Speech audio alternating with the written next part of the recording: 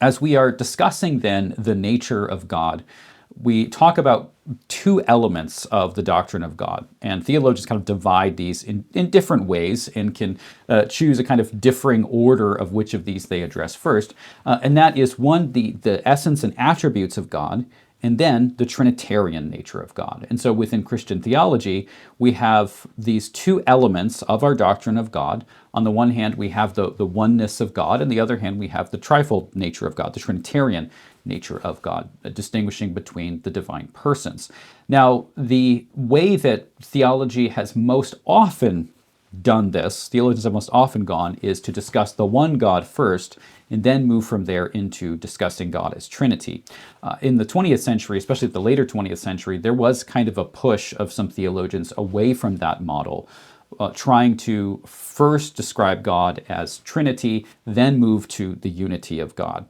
And in some ways, this debate that happens about which order you discuss things in comes down to a difference of opinion about the relationship between theology and philosophy. And this is because traditionally, Christian theologians have argued that there are things about God that can be known just through reason alone.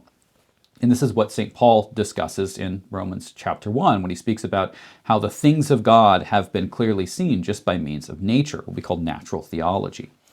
And those who have argued for more continuity between philosophy and the truths in philosophy and then Christian theology have generally begun with the one God, the oneness of God, because there is a recognition that by reason alone, just by natural revelation, and so by reason alone, I still mean reason that's God-given and reason that is contemplating God-given truths that are revealed in nature. So this is not apart from revelation, but it's natural revelation, not supernatural revelation. And so just by means of natural revelation, human beings are able to come to certain right conclusions about who God is. And those conclusions have to do with the nature of God. So that God is one, that God is powerful, that God is just, that the universe relies on God for its existence, that God is a judge. These are the general truths that we gather through natural theology. And so these are things that are related to the oneness of God. And so one perspective that's, again, is more aligned with the classical philosophical traditions is going to say that, yes, we can start with the oneness of God. We start here with the points of general revelation, the things that we can gather through reason alone, and then we move from there to what we find in supernatural revelation. There we move to the uniqueness of the Christian view of God, that God is triune, he is Trinitarian. And so reason cannot, by itself, lead us to a strong conviction that God is triune, that God is a Trinity.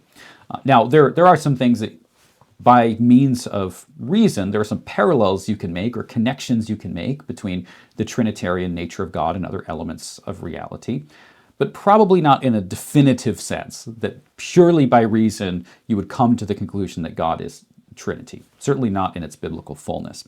And then we move from the general then sense of God's existence to the particularity. So that's where we get into Trinitarian theology after this, is to say there is this general knowledge that we have of God and his attributes, but here is where we find the specifics of who this God is in Christian theology. And this is the God who is Father, Son, and Holy Spirit. So there are others who now have tried to move toward a view which says that we should start with the three persons, the Father, Son, and Spirit, start with the distinction of the Christian view of God from the philosophical traditions.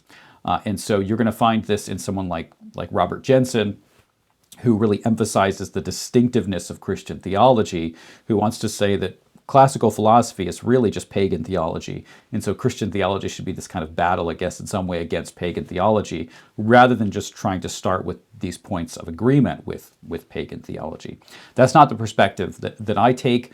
I start with the oneness of God, and that's what Jacobs is doing here.